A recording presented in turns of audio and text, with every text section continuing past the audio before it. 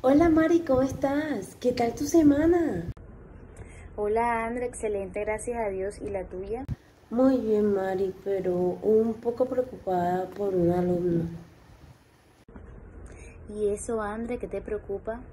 Mari, imagínate que tengo un alumno que al parecer está presentando dislexia. ¿Y qué es la dislexia? No recuerdo. Mari, acuérdate que la dislexia es un tipo de trastorno del aprendizaje. Un niño con trastorno del aprendizaje tiene problemas para procesar las palabras y o los números. Hay varios tipos de trastorno del aprendizaje. La dislexia es el término que se usa cuando una persona tiene dificultades para aprender a leer a pesar de ser inteligente y de querer aprender. Qué mal, André, ¿cómo te diste cuenta que ese niño tenía ese trastorno? Bueno, Mari, imagínate que el pequeño empezó a presentar ciertos signos que me pusieron alerta y yo me puse en la tarea de investigar todo sobre este trastorno. Por ejemplo, al niño se le dificulta mucho pronunciar bien las palabras largas, hacer rimas y captar rimas, aprenderse la secuencia del alfabeto de los días de la semana, aprenderse los nombres de las letras y sus sonidos. También se le dificulta aprender a leer y escribir su nombre. También pronunciar separadamente los sonidos que componen palabras simples, leer y escribir palabras con la secuencia de letras correcta. Por ejemplo, escribe los en vez de sol. Wow, la verdad sí te tomaste la tarea de investigar mucho sobre ese trastorno. ¿Y por qué se da ese trastorno, André? Bueno, Mari, primero debemos dejar claro que la dislexia no es una enfermedad. Se trata de una afección con la que se nace y que se puede dar por familias. La mayoría de los disléxicos tienen una inteligencia normal o por encima de lo normal y se esfuerzan mucho por superar sus problemas de aprendizaje. Mari, la verdad es que quiero hablar con sus padres para que puedan ayudar, ya que la dislexia solo se puede diagnosticar mediante una evaluación exhaustiva e integral hecha por un especialista en lectura o un psicólogo, sea en el ámbito escolar o en otros ámbitos. Los pediatras suelen conocer los signos de la dislexia y pueden orientar a las familias para que reciban la ayuda adecuada. Sí, André, debes hablar con ellos y pues hablar de una manera en la que pues ellos te puedan entender y puedan abrir sus ojos y pues que sigan tus consejos. Sí, Mari, porque la verdad es que me preocupa, ya que el retraso en la identificación de la dislexia puede crear problemas de mayor importancia en la lectura, así como también una baja autoestima. Por eso es tan importante reconocer los síntomas de la dislexia cuanto antes en la enseñanza primaria e iniciar una instrucción especializada en la lectura de inmediato. André, ¿y cómo se puede tratar la dislexia? Afortunadamente, con la ayuda y el apoyo adecuado, la mayoría de los niños con dislexia aprenden a leer y a desarrollar estrategias que les permitan seguir el ritmo de las clases ordinarias. Los niños con dislexia suelen trabajar con un profesor de apoyo o un tutor o un educador psicopedagógico especializado en la lectura que les enseña a leer y a escribir, así como a gestionar sus dificultades de aprendizaje. Es más, es posible que el tutor, el psicólogo, el pediatra del niño le recomiende un educador psicopedagógico que es un terapeuta del lenguaje o un logopeda, y son personas profesionales formados específicamente para trabajar con niños disléxicos. André, ¿y tú cuando le das las clases, qué actividades haces con él? Bueno, Mari, yo como docente siempre debo buscar la manera de incluir actividades para todos mis alumnos. Yo mientras he realizado varias actividades con todos los niños para ayudarlo a él y pues que no se sienta que es diferente a los demás. Por ejemplo, lo he puesto a jugar con un cuento, con una revista, con un periódico, lo que tenga a la mano. Y le pido que busque una letra en todo el texto. Por ejemplo, la letra D. De este modo, el niño entrena y estimula la discriminación visual entre la letra escogida y las demás letras. Otro juego es que le pido que cuente las sílabas y las letras de las palabras.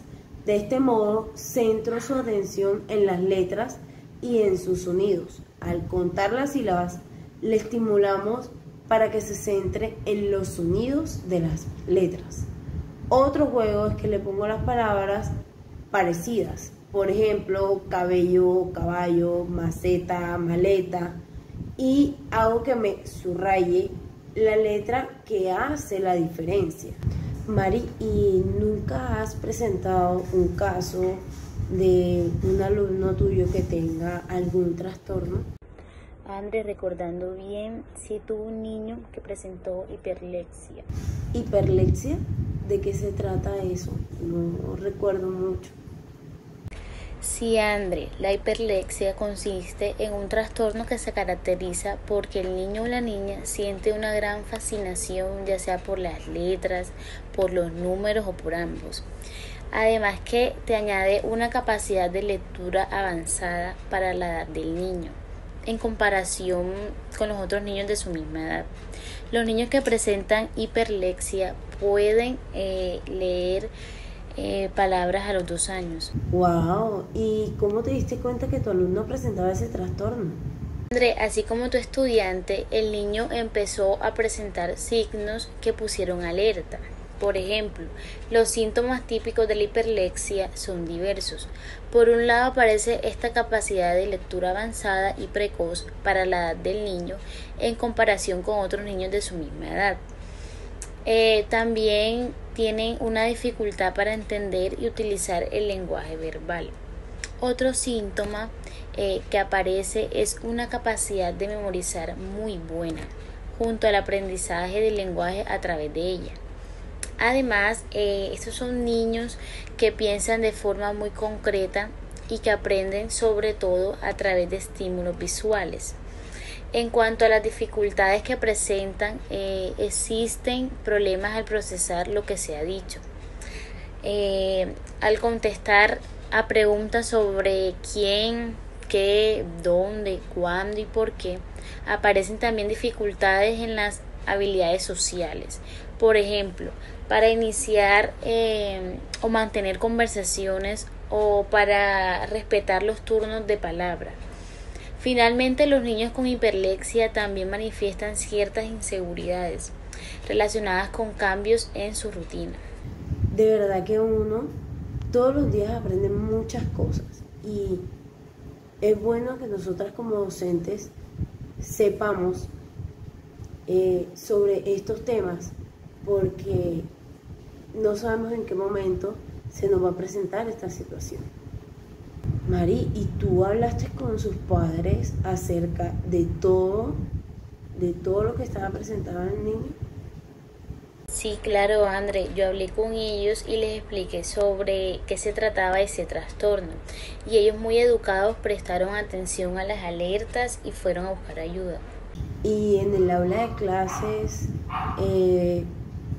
utilizaste algunas actividades para ayudarlo? Sí, claro, al igual que tú, yo me puse también la tarea de investigar y pude utilizar varias actividades con él y mis demás alumnos. Por ejemplo, será recomendable potenciar sus puntos fuertes, tales como la memoria, y aprovecharlos para crear herramientas y materiales que puedan facilitar su aprendizaje, ya que suelen ser niños que aprenden mejor por el sistema visual. Se puede optar por utilizar material visual como soporte. Otra técnica que podemos utilizar es adaptar la enseñanza a su manera de aprender. Es decir, ya que el niño aprende a leer memorizando, podemos optar por ir desglosando lo que lee o lo que dice en las frases o las palabras más cortas e ir explicándole lo que significa o ayudarle a descubrir lo que significa. Pues eso, de forma gradual ir retirando las ayudas para que finalmente pueda generalizar los procedimientos aprendidos y seguir su aprendizaje de forma cada vez más autónoma. Excelente, Mari, de verdad. Es bueno investigar, no solo cuando lo necesitamos, sino hacerlo constantemente, porque el ser docente implica eso, de que podemos en cualquier momento presenciar un caso, ya sea de estos dos trastornos o pueden ser otros, y de repente, wow, no sabemos nada, no sabemos qué hacer, y no debe ser así. Debemos seguir aprendiendo siempre. Bueno, Mari, me encantó de verdad hablar contigo en esta tarde tan espectacular y qué bueno que pudimos encontrarnos y poder hablar de estos temas tan valiosos para nosotras, para poder instruirnos. Espero verte pronto, Mari, cuídate. Muchas gracias a ti, André, por tu compañía, igualmente.